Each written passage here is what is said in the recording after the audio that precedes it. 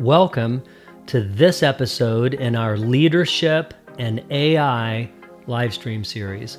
This episode is titled The 6 Decisions That Determine Your AI ROI. I've reviewed many dozens of AI implementations over the last 18 months. The ones that produce real ROI in the first year all have 6 things in common. The ones that produce frustration and sunk cost are missing at least 3 of them. I'm not talking about which tools they used. I'm not talking about how much money they spent. I'm talking about 6 specific decisions that get made consciously or unconsciously in every single AI deployment. And the quality of those decisions determines everything. I'm Brett Thomas. I help small and mid-sized founders and business leaders implement AI quickly, confidently, and strategically. I've spent my career helping founders adapt to change and scale their success, and I've documented that experience across 20 books on management, leadership, and AI. For the past several years, I've been in the trenches helping businesses actually implement AI. I've seen what works and what doesn't, and I have a very clear picture of why. What I'm about to share with you is the framework I developed in my book, ROI and AI, the 6 AI levers. There are 6 decision points that determine whether your AI investment compounds into real advantage or disappears into overhead. Here's the conventional assumption about AI ROI. Some companies get it and some don't. Some industries are better positioned. Some founders are more technical. ROI is partly a function of luck, being in the right place at the right time with the right team. That assumption is wrong.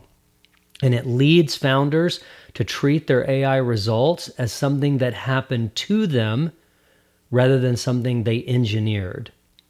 ROI from AI is not random. It's not about budget size. It's not about technical sophistication. It's about decision quality at 6 specific points in the deployment sequence. Most founders are making at least 3 of these 6 decisions unconsciously, meaning they're not really making them at all. They're just defaulting into them. And when you make consequential decisions unconsciously, you get random outcomes from a process that could be engineered to produce predictable and compounding results. This is the difference between founders who are building AI infrastructure that compounds quarter over quarter and founders who are re-explaining to their board why the AI investment hasn't produced what they promised. The 6 AI levers. Here they are in the order they should be addressed. Lever 1, communication and content. This is the most accessible lever and the most commonly misused one. AI can transform how your organization creates and distributes information, internal documentation, client communications, marketing content, meeting outputs. The companies getting real ROI from this lever are not just using AI to write faster. They have built standard libraries, prompt libraries, quality checklist, output standards that make AI-assisted communication consistent and scalable across the entire organization.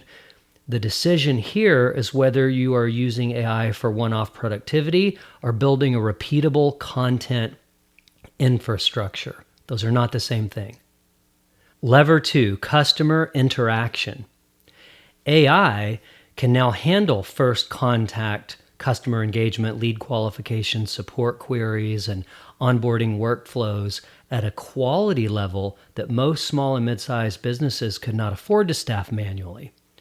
The companies winning with this lever have made a deliberate decision about where AI engagement ends and human relationship begins.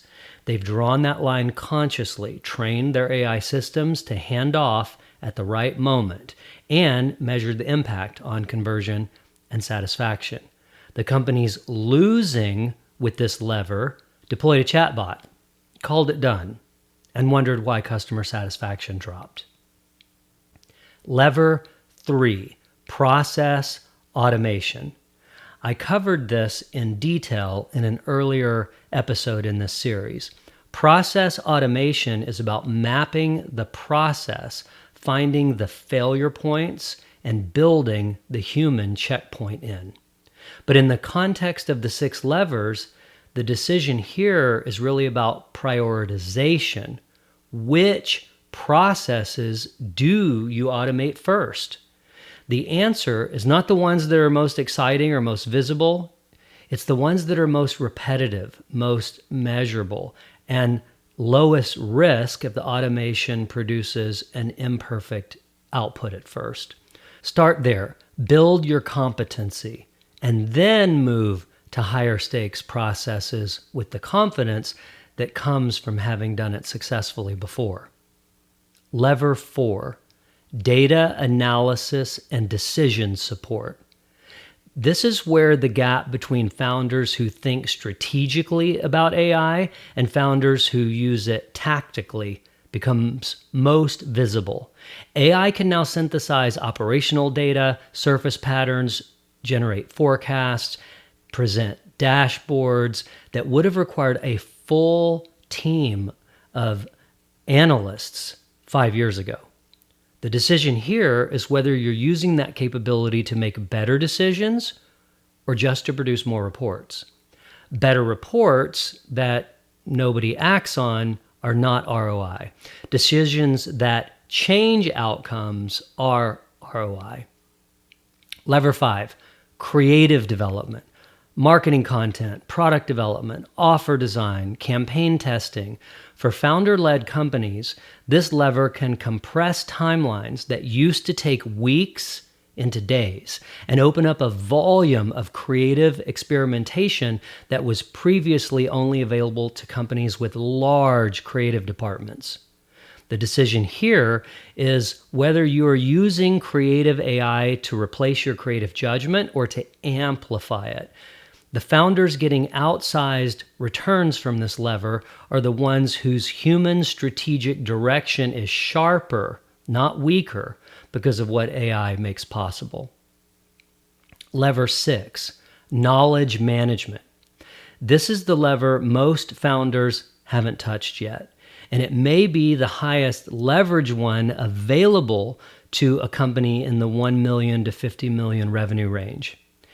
Every founder-led company has institutional knowledge sitting in people's heads, in email threads, in documents nobody can find. AI can now organize, retrieve, and synthesize that knowledge on demand. The decision here is whether you build a knowledge infrastructure or keep operating as a business where critical information lives in the memory of your 3 most experienced people and disappears the day they leave. 6 levers, 6 decisions, every one of them made consciously by the founders building compounding AI advantage. Here's how to use this framework as a simple diagnostic you can use right now. Score yourself on each lever from 1 to 10. 1 means you've not addressed it at all. 10 means you have a functioning, measurable, systematized, deployment producing, documented ROI. Be honest. This is not a presentation for your board. This is a map where you actually are. When you have your 6 scores, add them up. If your total is below 30, you are in what I call the experimenter tier. You're using AI, but you're not yet deploying it systematically. You have individual wins, but no compounding AI infrastructure. The next move for an experimenter is not to add more tools, it's to pick 2 or 3 levers where your score is lowest and build a real system around each one before moving forward. If your total is between 30 and 50, you are in the deployer tier. You have built real capability in some areas, and you're starting to see some consistent ROI in those areas, but you still have some significant gaps, levers that are either untouched or underperforming.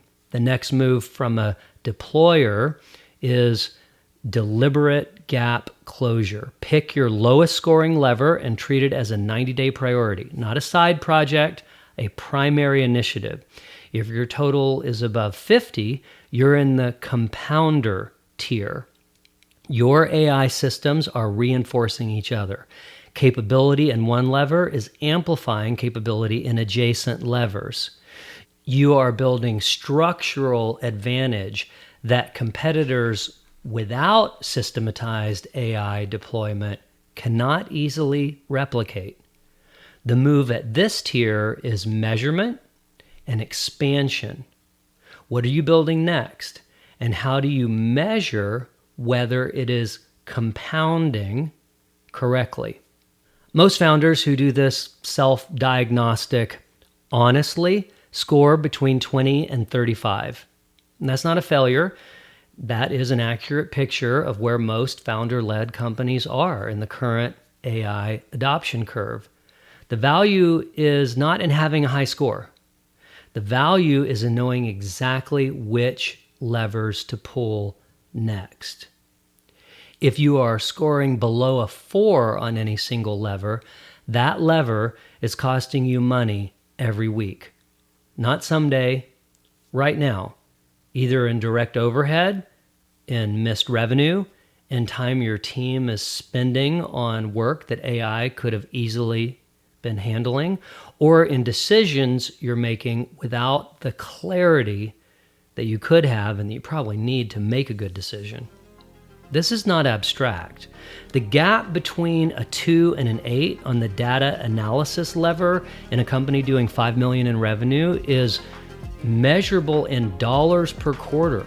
The gap between a 1 and a 7 on knowledge management is measurable in hours per week across your entire team.